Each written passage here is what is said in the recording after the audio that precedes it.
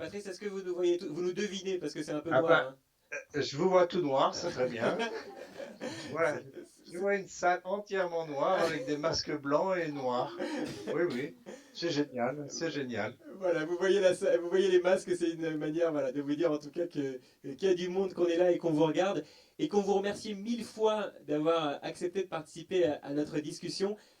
Bien évidemment, vous auriez dû être avec nous. Bien évidemment, on aurait dû être en mai, d'ailleurs. On aurait dû être le 15 mai, face à face, l'un à côté de Oui, l'autre, sans masque. Ça aurait été super, mais bon, on connaît la situation et on est ravis de pouvoir vous avoir de cette manière-là.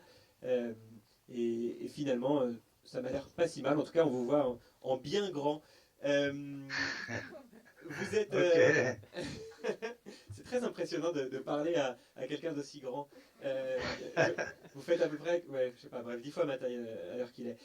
Vous êtes architecte spécialiste des constructions en terre.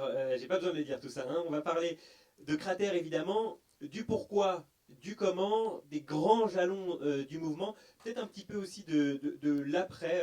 On serait curieux d'avoir votre vision sur la suite, comment tout cela devrait se prolonger. Mais on va commencer, si vous le voulez bien, avec l'avant, avant Cratère, donc dans les années 70. Il y avait déjà vos enseignements à l'école de Grenoble. Vous étiez déjà tourné vers le matériau terre.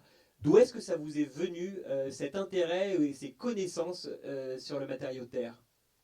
Mais peut-être qu'avant de commencer, je voudrais vous remercier de m'avoir invité Avec grand pour plaisir. ce retour à la Terre, ce retour finalement au génie de la Terre du 21e siècle, puisqu'il y a eu des changements énormes. Je voudrais surtout rendre un grand hommage à la nouvelle génération qui représente les grands ateliers qui sont là, qui sont présents, le fameux collectif d'architectes en dehors des clous, aux grands ateliers, qui porte d'ailleurs bien son nom, en dehors des clous. L'atelier matière à construire avec Amaco, des grands ateliers également. L'unité de recherche architecture, environnement et culture constructive avec son directeur Stéphane Sadou et Thierry Geoffroy, directeur du cratère. Je crois qu'il y a Olivier Méheux aussi dans la salle. Effectivement, au premier rang, il vous regarde. Voilà, ben, un grand bonjour à Olivier. Et puis je pense qu'il y a des représentants de Firmini Saint-Étienne Métropole. Ils sont là Non. aussi et ils vous regardent effectivement. Alors il y a un scoop pour eux puisque Le Corbusier a produit une architecture de terre gigantesque du côté de la Sainte-Baume avec au moins 300 appartements tout en pisé. Je Eh, montrerai l'image tout à l'heure. Ah ben volontiers parce que voilà, j'ai tenté un bref panorama de l'architecture en terre et voilà dans ma grande ignorance du sujet, hein. Mais j'avais prévenu, c'était voilà, c'était juste quelques jalons, mais j'avais pas effectivement cette référence qu'on serait ravi de découvrir tout à l'heure. Euh, ou Euh, alors je regarde, et je ben sais voilà. pas si on voit quelque chose là. Euh, on voit un peu, si vous reculez un tout petit peu, on voit un peu mieux.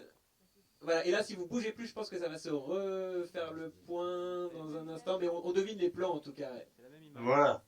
Bon, bah, non, c'est juste, c'est une anecdote hein, pour rigoler. Ça nous plaît plutôt, ça fait son effet ici en tout cas. Et Euh, je sais pas s'il y a le directeur Jacques Porte de l'école d'architecture de Saint-Étienne. non, il n'est pas là. Non. On lui Bah, transmet un message. il, il pourrait faire une maquette avec ses étudiants pour augmenter la valeur de Firmini, puisque c'est Le Corbusier. Enfin, Alors, c'est une idée comme non mais c'est ça. une très bonne idée, d'autant que le directeur n'est pas là, mais est-ce qu'il n'y a pas des étudiants de l'école de Saint-Étienne dans la salle? Ah euh, oui, Eh ben non, il n'y a que Lyon qui est représenté, c'est ça? Les Lyonnais? Grenoble peut-être? Bon, il y a peut-être des Stéphanois, mais qui, qui sont restés discrets. Voilà, il y en a quelques-uns, je d'ac- crois. Ouais. On transmet en tout cas, c'est très, très bonne idée. Alors voilà, je vous demandais donc pour bien comprendre, vous nous faites vraiment le grand plaisir et même le grand honneur que d'être avec nous parce que voilà, je rappelais combien vous avez initié ce mouvement-là dans les années 70 qui aujourd'hui a une influence évidemment majeure sur la construction en terre en France, mais on va le voir aussi dans le monde. Mais alors comment est-ce que tout ça s'est né? Parce que c'est pas forcément évident dans les années 70. Je sais pas qu'est-ce que vous avez pu lire comme livre, parce que moi, pour me documenter, j'avais une petite bibliographie qui était pas nulle, mais qui était pas non plus étendue à l'infini. Mais alors que dans les années 70, comment vous avez découvert l'architecture en terre? Ben, d'abord, il faut savoir que dans toutes les écoles d'architecture, les écoles d'ingénieurs, on nous apprend à bâtir en béton, en acier, en dur. Donc j'étais tombé sur un bouquin qui s'appelle Savoir bâtir, qui est écrit par Georges Blacher, qui était directeur du CSTB à l'époque dans les années 50-60. Et ce personnage du CSTB considérait la terre comme du caca de pigeon. Voilà, c'est vraiment dégueulasse. Ouais. Et il disait également qu'un architecte qui construit en bois, il était fou, parce que forcément ça brûle. Donc, nous, à cette époque-là, on était tombé sur, disons, l'architecture de la région, qui est en pisé, on l'a découverte.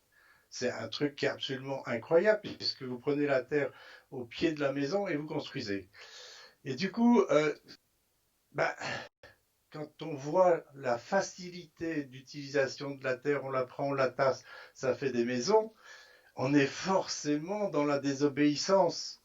On est forcément en train de dire, mais arrêtez de nous, comment dire, euh, béton, béton, béton. Arrêtons, quoi. Je veux dire, il y a autre chose, il y a des matériaux qui sont locaux, il y a une intelligence culture constructive qui existe dans le monde entier. Il suffit de regarder ce qui se passe en Amérique latine, en Asie, en Afrique, en Chine. Il y a des exemples de cultures qui sont exceptionnelles. Donc, prenons ces exemples, valorisons-les et puis étudions-les de plus près. Et c'est à partir de ce moment-là qu'on a pu créer le cratère, qui est justement un centre de recherche qui a permis, disons, d'analyser un petit peu le matériau d'une façon plus scientifique, de monter une formation spécialisée, de monter des opérations de construction, de logement, de monter un centre de documentation comment dire, mondial, avec plus de 15 000 ouvrages qui sont actuellement tout près des grands ateliers. D'ailleurs, enfin, voilà, on désobéit, on a le droit à la désobéissance, on a le droit à combattre la réglementation du tout béton. Il ne faut pas se laisser faire. C'est un message que j'ai toujours donné aux étudiants. C'est un sport de combat finalement. Quand on fait de l'architecture de terre, c'est un sport de combat. Olivier qui est là, il vous le dira aussi. Tout le monde le dit, c'est pas facile. Mais par contre, le génie de la terre, vous allez me demander quels sont les avantages du matériau. Certainement comme question. Effectivement, c'était la prochaine, mais allez-y alors. Je vais répondre tout de suite parce que je ne vais pas répondre comme on répond d'habitude, hygrométrie, machin, etc. Non, c'est pas du tout ça. C'est un matériau pauvre, c'est un matériau dégueulasse, c'est un matériau friable, c'est un matériau misérable, pitoyable, minable, lamentable, dégueulasse. N'en dites Voilà. pas trop, Patrice. Mais oui, c'est génial. C'est ça le génie de la Terre. C'est que ce matériau qui est pauvre, eh ben, vous pouvez le transformer finalement en or. C'est quelque chose qui est, comment dire, répandu dans le monde entier. C'est riche, c'est beau, c'est varié, c'est coloré. Donc on peut renverser, c'est toujours pareil. On peut désobéir aux gens qui vous traitent de bouseux et qui vous traitent finalement de misérables. Et cette partie finalement de misérable, on a réussi à la renverser et maintenant effectivement il y a tout un mouvement d'ailleurs, le mouvement de la frugalité heureuse et créative avec Philippe Madec, Dominique Gossin-Muller et Alain Bornarel qui, voilà, on change de paradigme, on fait autre chose, on produit avec ce qu'on a sous les pieds, on produit avec les fibres, avec la paille, etc. Donc voilà, c'est la pensée architecturale contemporaine du XXe siècle, elle est basée maintenant sur un nouveau paradigme. Et là, ce nouveau paradigme, il est forcément combattu par les autorités qui font les normes, qui font la normalisation et autres. Et c'est là où on ne peut pas nous interdire de construire en terre. C'est un droit inaléable, c'est quelque chose qui est dans la culture architecturale. Mais Patrice, Alors, oui. Non, allez-y, excusez-moi. Allez-y, je vous écoute là, Non, non, parce mais que parce que sinon je... tout ce que vous dites, c'est quelque chose qu'on entend très bien aujourd'hui, mais encore une fois, on se replace dans les années 70. Alors, non seulement, bon, il y a cette idée de sortir du tout béton, enfin voilà, encore fallait-il en avoir l'idée Oui. à un moment où c'était quand même.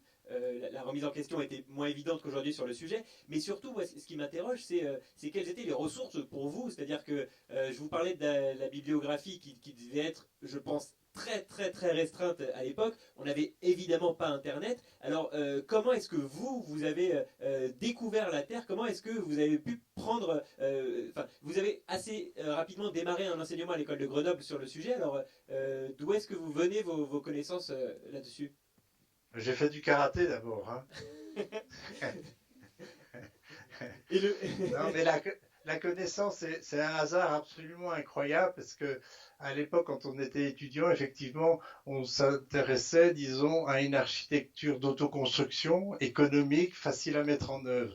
Et on était plutôt ciblé vers le bois. C'est-à-dire que la filière bois du côté de Grenoble, elle est énorme avec la Chartreuse, avec le Vercors. Donc on était plutôt sur la filière bois. Et en allant dans le nord Isère, on est tombé sur des maisons, c'est des maisons bizarres et elles avaient des énormes pierres qui faisaient 3 mètres de long sur environ 90 centimètres de haut, donc des bâtisses importantes. Donc, tiens, c'est quoi ce truc-là, ces pierres? Comment ils ont pu monter ces pierres en élévation pour porter ça comme les pyramides?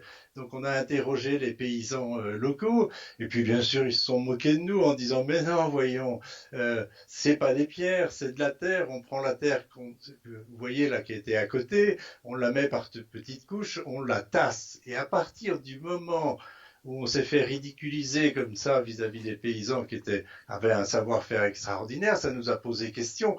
Et puisque ça nous a posé question, on a dit mais c'est ça notre thème, c'est ça. C'est là-dessus qu'il faut travailler. Il faut réhabiliter ce savoir-faire extraordinaire qui était dans la région, qui était en Pisé. Et en fait, après, on a beaucoup voyagé. On a voyagé un peu dans tous les pays d'Afrique du Nord pour aller chercher ces nouveaux, enfin ces anciens savoir-faire, plutôt ces cultures constructives locales qui existaient. On a rencontré Hassan Fati, on a beaucoup lu, cherché de la bibliographie et finalement constitué un stock. Et grâce un peu par hasard aussi, j'ai été nommé enseignant à l'école d'architecture de Grenoble pour créer un laboratoire qui s'appelait à l'époque le laboratoire Terre tout simplement, laboratoire architecture de Terre, qui s'est transformé petit à petit parce que du coup on a édité un bouquin dans les années 72 qui a été publié par l'Institut de l'environnement en 75. Attendez, je l'ai là. Où est-ce que je l'ai mis? Je ne sais pas où il est. Bon, C'est si vous pas, voulez, parce que... c'est pas, Ouais. c'est pas grave. Mais c'est le ce qui a déclenché finalement la diffusion du savoir, c'est l'édition de ce petit bouquin qui était un travail d'étudiant de troisième année, qui était tout écrit à la main, tout dessiné à la main. Et c'est à partir de ce moment-là qu'on a eu des demandes au niveau social, de mairie, d'ailleurs de la mairie de Vigneux qui est dans le Nord-Isère, pour construire un premier bâtiment. Et donc voilà, ça a commencé vraiment par la construction de bâtiments, enfin d'un chantier réel. Mais alors, Et, peut-être juste deux questions qui me viennent par rapport à là, c'est que vous parlez de l'école de Grenoble qui vous nomme pour monter ce laboratoire. C'était une demande de l'école de Grenoble de faire un laboratoire sur l'architecture en terre, ou alors c'est vous, en tant qu'enseignant à l'école de Grenoble, qui poussez, qui sollicitez l'école de Grenoble pour monter ce laboratoire-là? ah ben non, on poussait parce qu'on était considérés comme des bouseux quand même, donc on n'était pas très bien considérés par le mouvement, disons, des modernes à l'époque. Donc on a poussé, et c'est grâce à un certain enseignant qui s'appelle Sergio Ferro, qui était brésilien, qui lui, bien sûr, connaissait la Terre, et un géologue avec qui on travaille toujours, qui s'appelle Michel Der, qui était intéressé parce qu'il se disait, ben oui, c'est vrai, la géologie du sol pour construire des maisons, pourquoi pas, c'est possible. Donc on a été défendu par un certain nombre d'architectes et on a réussi envers et contre tout à créer ce laboratoire Mais alors, qui est... Et justement, alors du laboratoire, Cratère, ça devient aussi une association avec une volonté de diffuser une connaissance sur la question. Ça vous a paru évident dès le début que, au-delà de la recherche, il y avait une nécessité de diffuser, et d'ailleurs de diffuser plutôt au grand public. Alors peut-être que c'est arrivé un peu plus tard, mais en tout cas, 1980, l'expo à Beaubourg, on est vraiment sur une vulgarisation des connaissances sur l'architecture en terre. Ah oui, oui, là la partie de Beaubourg, c'est forcément de la vulgarisation. Mais au départ, c'est vraiment un laboratoire au sein d'une école avec une association le 1901, tout simplement pour aller plus vite que l'administration de l'école. Donc l'association, en fait, c'est un outil de travail. C'est pas du tout l'objectif de faire une association. L'objectif, c'est de créer un laboratoire qui ensuite grâce à l'exposition, aux constructions finalement qu'il y a eu aussi sur la ville nouvelle de l'île d'Abo à Villefontaine, tout ça petit à petit, ça a donné en fait un très grand projet. Puis ensuite une chaire UNESCO, enfin voilà, c'est ça. Et puis après les grands ateliers, Ouais, alors, c'est n'allons pas trop vite parce que c'est ça l'idée, c'est voilà, c'est d'interroger un peu tout ce parcours-là. Alors, d'accord. dans l'ordre des choses, vous initiez, voilà, vous nous le disiez avec votre entourage et l'école d'architecture de Grenoble, tout ce mouvement-là autour du laboratoire. Euh, quels sont à partir de quel moment vous commencez à avoir des premiers retours comment vous voyez changer les mentalités petit à petit autour de vous sur la question de l'architecture en terre? Et quand peut-être Ouais. aussi? Alors les premiers retours, c'est après la publication de Construire en terre. Ça c'est très clair. À partir du moment où on a édité le deuxième volume qui est Construire en terre, qui est celui-là. Hop, voilà. Vous On le le voit, voyez là ou ouais, on le voit pas? très très bien, ouais, ouais. Voilà. À partir du moment où ça a été édité aux éditions alternatives à Paris, ben ça a fait un boom. Et ils ont fait, je sais pas, 3, 4, 5, 6 rééditions de cet ouvrage-là. Et là, ben, on a été beaucoup plus, disons, connus, quoi. La publication, elle aide énormément, mais ça, tout le monde le sait, quoi. La publication et aussi la réalisation de bâtiments. Parce que c'est à cette époque-là aussi où je suis appelé à Mayotte pour éviter de prendre du sable sur les bords de l'île de Mayotte. On nous a demandé en fait de monter 15 briqueteries un peu dans tous les villages de Mayotte. Donc j'ai commandé 35 presses et on a monté des briqueteries dans chaque village. Et on a commencé, ça c'était dans les années, la première mission c'était en 1979. Les premiers bâtiments ont été construits en 82 avec des étudiants d'ailleurs, dont Pascal Rollet, Hubert Guillot, etc., qui sont partisans de ce projet-là. Et ça a créé à l'intérieur de Mayotte toute une filière terre où maintenant il y a plus de 30 000 logements. Donc on est sur des échelles qui sont petites au départ et puis petit à petit grandes. C'était Mais, ça où... Oui. oui, oui, oui, pardon, je vous ai coupé, excusez-moi. Enfin, mais voilà, on comprend en tout cas, oui, oui, le changement d'échelle, effectivement, grâce à ce premier pas dont vous nous parliez à l'instant. En fait, ce que vous nous dites là, c'est que il y a un peu trois axes qui ont été mis en place en parallèle. Vous arrivez dans un tel terrain vierge que vous avez dû à la fois vous atteler évidemment aux questions de recherche parce que c'est de là que tout part, on n'avait pas beaucoup de matière, mais aussi à la diffusion, la transmission du savoir, comme on le disait à l'instant, mais aussi à la construction. Il y avait un peu ces trois directions à mener de front en fait. Oui, oui, formation, recherche, application, on disait souvent. La formation pour valoriser finalement les cultures constructives locales, euh, optimiser aussi les ressources locales, lutter contre la pauvreté et élaborer les partages de connaissances. Ça, c'était vraiment les missions de Cratère. Alors on continue un petit peu dans les dates et c'est marrant parce que enfin, en parlant autour de moi de la journée d'études qu'on est en train de faire actuellement, de vivre aujourd'hui, je parle d'architecture en terre autour de moi à des gens qui connaissent pas du tout. et je ne sais jamais leur expliquer, je ne sais jamais leur dire si l'architecture en terre qui a un vrai regain d'intérêt depuis 3 ans, depuis 15 ans ou depuis 40 ans. Enfin, j'ai l'impression qu'à chaque étape, on multiplie par 100 l'échelle de diffusion de la culture d'architecture en terre. Et donc, vous nous parliez de ce livre paru en 1979 qui a eu un grand impact sur la transmission de ce savoir-là. Un peu plus tard, donc il y a l'exposition, là encore, on explose Ouais. dans la connaissance. Oui, tout à fait, oui, oui. Et puis il y a aussi le traité de construction en terre, qui est en 89 par Hubert Guillot et Hugo Houbet, qui a aussi fait exploser en fait la demande internationale parce qu'il a été traduit dans une quinzaine de langues.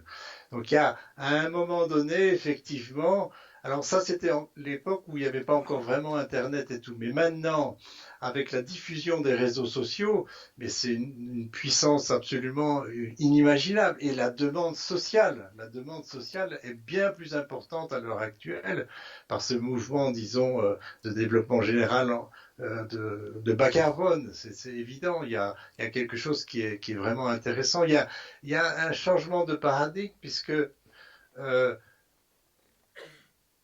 construire avec quelque chose qui... vous prenez la terre dans vos mains, vous la regardez, ben, c'est avec 1 cm3 de cette terre, avec ces argiles, si vous la décomposez, vous allez couvrir un terrain de foot avec les argiles. Donc la capacité, disons, des argiles, alors c'est les argiles, ça a plein d'argiles très différentes, mais cette capacité d'argile qui ont des ions positifs et négatifs, qui s'attirent les uns aux autres, fait qu'à un moment donné, cette terre qui est fragile, mais elle devient solide. Si je fais une comparaison avec le ciment, puisque c'est cuit dans du calcaire, on retrouve un peu ces mêmes argiles, sauf que la capacité du béton et du ciment, c'est que ces ions positifs et négatifs, finalement, sont 100 fois plus fortes que la Terre. Donc on arrive à un moment donné à, même si c'est plus fragile, à construire. Alors là, il y a 2 points de vue. Il y a le point de vue je dirais, ouais, c'est une caricature, mais des ingénieurs qui trouvent que ce matériau, il est fragile. Il ne résiste pas à l'eau. Donc, quelque part, ils se disent, nous, on va le consolider, on va le stabiliser, on va mettre des produits dedans et on va, disons, solidifier les matériaux. Un architecte, il ne va pas dire pareil, il va pas penser de la même façon. Il va dire l'architecte, mais oui, effectivement, si je prends une boule de terre et je la mets dans l'eau, ok, elle va se dissoudre. Si je prends une brique, ça va se dissoudre aussi. Si je prends 10 briques, ah là, ça va durer un peu plus longtemps. Et si je prends un mur, ah ça c'est encore un peu plus important. Et si je prends une architecture, une architecture, elle va se conserver pendant des centaines d'années. Donc, c'est pas un problème de matériaux, comment dire, la brique, mais c'est le problème de l'architecte qui protège le bâtiment. Et ça, c'est un concept qui est très difficile à faire passer, qui petit à petit, on s'en rend compte, on peut construire avec un matériau qui ne résiste pas à l'eau, qui ne résiste pas aux tests normatifs du béton, qui ne résiste à rien dans la normalisation, mais finalement, si vous prenez la normalisation architecturale, c'est-à-dire la culture architecturale, dans cette culture architecturale, il y a des exemples dans le monde entier d'une durabilité tout à fait exceptionnelle avec un matériau pourri. Voilà, donc ça c'est une nouvelle forme d'enseignement qui est possible. Nous, à une certaine époque, on essayait aussi de consolider le matériau, de le rendre plus solide, résistant aux tests, gel, dégel, etc. Maintenant, on passe à une autre intelligence constructive, à une frugalité plus forte par rapport à mieux comprendre comment ce matériau peut résister à une architecture plutôt que résister aux tests du CSTB. On va y revenir, on va sans doute en parler de ça aussi, mais ça me. C'est pas anodin. Moi, je suis en train de vous parler avec mon cadre d'interview très précis. On était en train de faire les années, etc. Et vous amenez la conversation vers ces questions-là. Je me dis que vous avez dû beaucoup la défendre la Terre et en permanence. Si même là devant une assemblée plutôt conquise et en plus sur un sujet qui on est vraiment, enfin je vous parle vraiment de l'histoire Oui. de Cratère. Si vous en revenez à ça presque par habitude, c'est que ça fait 40 ans en fait que à chaque fois que vous présentez votre travail à quelqu'un, j'imagine même dans le moindre dîner ou la moindre rencontre au café, on vous redit toujours les mêmes choses en face, j'ai l'impression, non? Bon, ça fait un demi-siècle que je défends la Terre, mais maintenant je suis devenu un vieillard, hein. Mais maintenant, vous avez moins besoin de la défendre, j'imagine. Pendant toutes ces années-là, vous avez dû, vous disiez tout à l'heure, vous passiez pour un bouseux à l'école d'architecture, plus largement, et sans vous manquer de respect, j'imagine que vous avez dû passer pour un illuminé plus d'une fois aussi, notamment pour des gens qui connaissent pas forcément l'architecture, qui seraient même complètement en dehors de tout ça. Ah oui, oui, complètement, mais c'est un hommage de me traiter de bouseux finalement.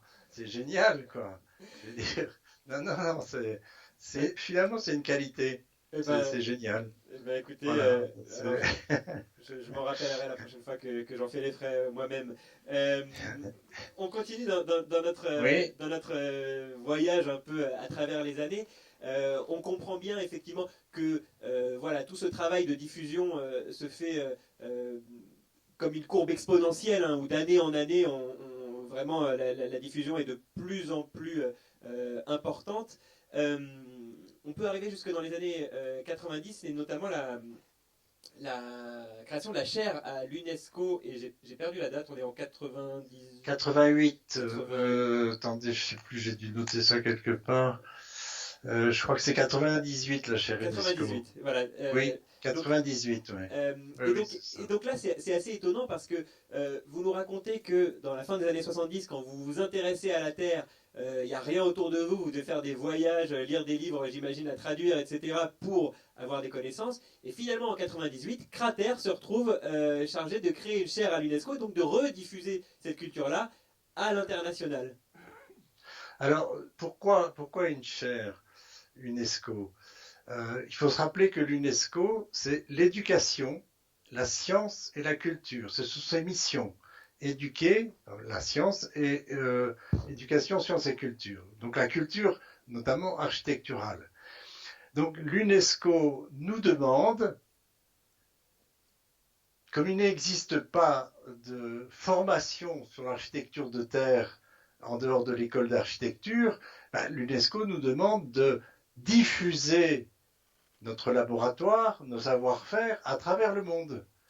Et du coup, grâce un peu à une formation spécialisée qui s'appelle maintenant le DSA Architecture de Terre, ben, on a pu finalement diffuser à travers le monde et envoyer des personnes qui ont été formées en Amérique latine, en Afrique, en Asie, et ça s'est développé de façon fantastique, puisque maintenant il y a, je crois, une quarantaine de pays avec une chaire UNESCO à travers le monde. Donc l'UNESCO, en fait, qui est un organisme international qui n'est pas du tout à l'échelle française au niveau de la normalisation, se dit la culture architecturale doit être diffusée dans le monde entier pour donner un accès finalement aux populations, puisque souvent on avait tendance à interdire la construction en terre. Donc voilà, c'était pour contrer le mouvement de l'interdiction de construire en terre. Voilà, il est interdit d'interdire. C'est bon, c'est 68. Nous, on est issus de ce mouvement-là aussi. On est des emmerdeurs, hein. Et, mais c'est vrai que, enfin, oui, sur cette chaire UNESCO, qui évidemment a une influence à l'échelle internationale, c'est le propre même de l'UNESCO, de la chaire UNESCO. Mais du coup, en France, ça a sans doute pu pas mal vous aider. Enfin, c'est étonnant de se dire, vous nous dites ça fait 50 ans que vous passez pour un bouseux, un illuminé, ou que ça peut paraître toujours étonnant cette idée de construire en terre. mais quand même une reconnaissance à l'international par le biais de la création d'une chaire UNESCO, ça a pu aussi vous aider à une échelle beaucoup plus locale dans la défense de votre propos, j'imagine. Ben, ça a changé d'échelle parce que c'est plus les mêmes personnes qui, comment dire, qui nous contrôlent. C'est plus la filière béton, le CSTB qui vient contrôler nos travaux. Ça se passe à un autre niveau.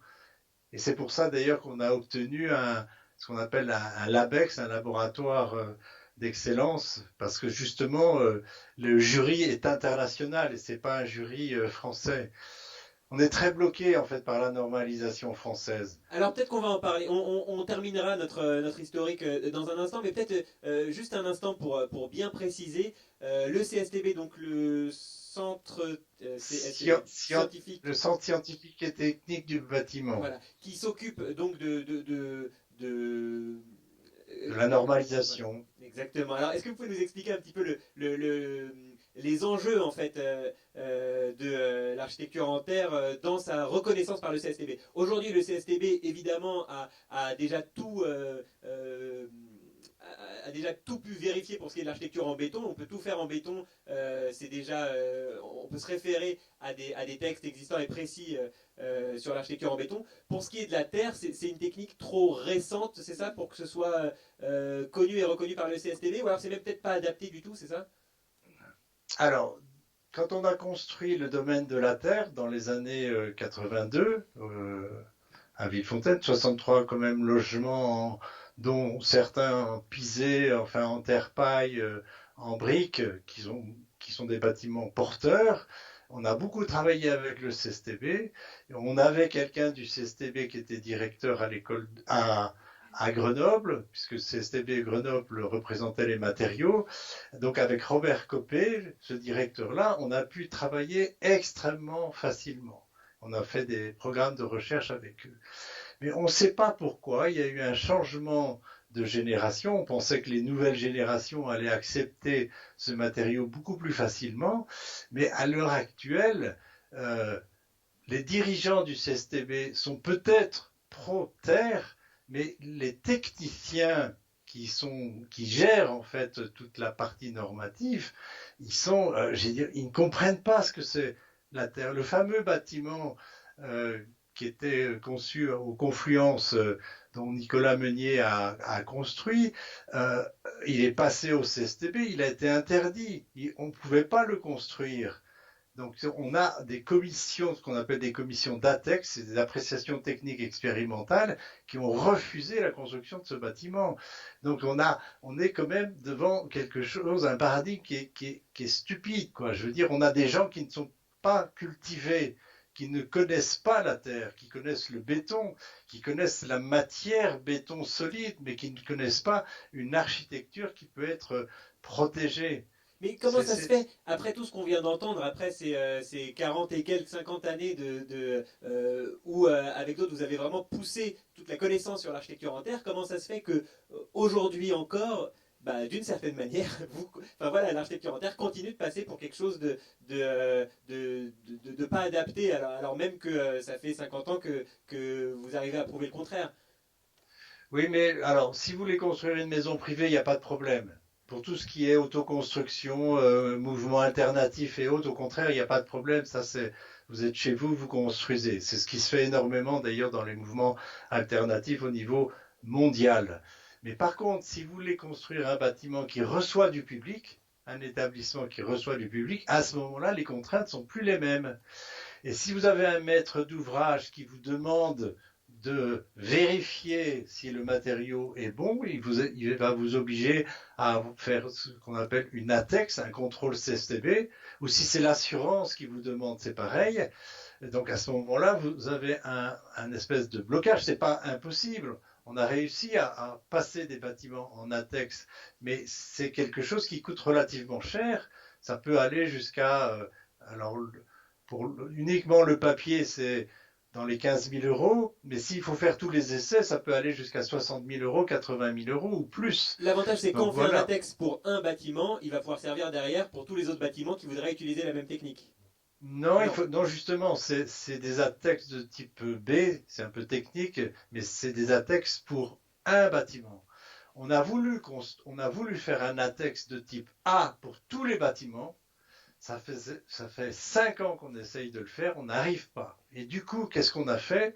On a publié un ouvrage qui s'appelle Construire en Pusée, qui va sortir au Moniteur d'ici le 20 octobre, qui est forcément une espèce d'ATEX de type A qui va être bon pour tous les bâtiments.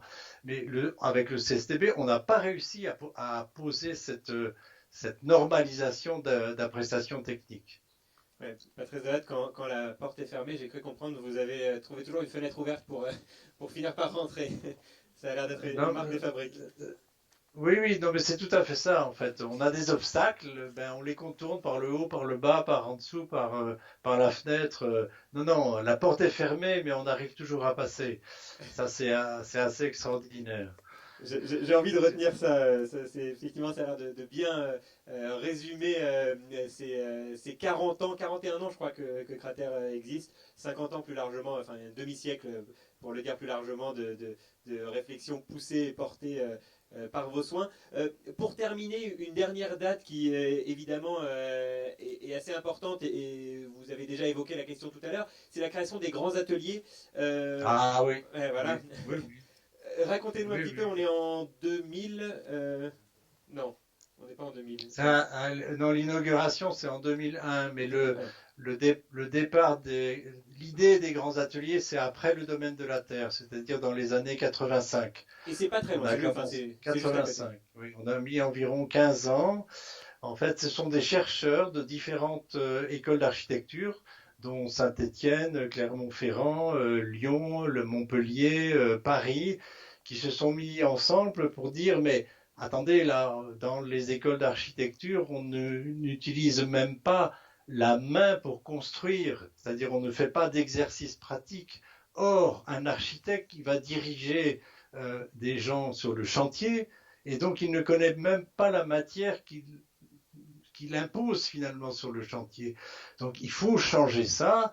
Et on a mis 15 ans pour persuader le ministère de construire un bâtiment usine qui permette l'expérimentation, qui permette de construire, disons autrement, au lieu d'apprendre à construire, on construit en apprenant. C'est-à-dire que voilà, on change un peu le paradigme aussi. Et ce bâtiment, il est absolument extraordinaire, dont le directeur d'ailleurs est Maxime Bonnevie en ce moment, avec le soutien de Jacques Port, qui est du côté de directeur de Saint-Étienne. Je pense que ce mouvement qu'on a déclenché de construire finalement en expérimentant, ça fait un peu aussi le tour du monde. Maintenant, il y a beaucoup de, de pays qui veulent construire ce type de bâtiment pour l'enseignement, puisque c'est l'enseignement, la recherche, la diffusion des savoirs aussi, quoi. Et je Mais précise d'ailleurs que c'est. ça a été aussi une très grande bataille, mais c'est une bataille réussie parce que dans la salle, vous avez le collectif Hors des Clous, vous avez Amaco qui sont des grands ateliers. Donc ça, c'est la jeune génération qui a été d'ailleurs en grande partie, pour certains, formée à l'école d'architecture de Grenoble ou de Lyon. En fait, ce sont les anciens élèves qui maintenant prennent la relève. Donc nous, on est extrêmement fiers d'avoir des gens qui sont comme ça hors des clous et qui continuent finalement la, la désobéissance, voilà, quelque part, qui continuent finalement à l'idéal, leur idéal. Et je précise d'ailleurs que les grands ateliers donc, de l'île d'Abo sont, enfin, ont évidemment un rôle important dans l'expérimentation de l'architecture terre, mais bien au-delà, en fait, toutes les écoles d'architecture peuvent réserver un temps aux grands ateliers du Dabo pour expérimenter sur tout un tas de techniques constructives à l'échelle 1, en taille réelle.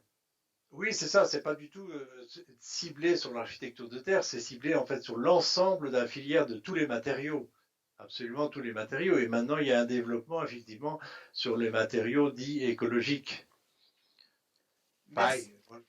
Merci beaucoup, Patrice Dehatt. C'était vraiment passionnant et on est vraiment très, très, très heureux d'avoir pu vous avoir et dans de très bonnes conditions finalement. Je sais, ça ne devait pas être très aisé pour vous, mais pour nous, c'était parfait. Attendez. Ah ben, Je- montrez-nous. pour, Pour finir, je voudrais citer Ariane Wilson, qui est enseignante à Paris, qui a écrit dans le bouquin qui s'appelle Habiter la Terre, cet ouvrage-là. Cet ouvrage qu'on a pu citer tout à l'heure et qui se retrouve, Oui. et d'ailleurs je crois comme certains des autres ouvrages que vous nous avez montrés, qui se retrouve dans la petite bibliographie qui a été fournie à nos invités ici présents, au public de cette journée d'études. Alors citons. Alors, la construction en terre doit rester subversive, désobéissante et idéaliste. Et elle le sera en restant réaliste, pragmatique et empathique vis-à-vis de la société et de l'état du monde. Voilà une belle phrase. Merci beaucoup. Et on gardera ça. Merci beaucoup Patrice Dehatt, et on vous applaudit, on vous remercie pour votre participation.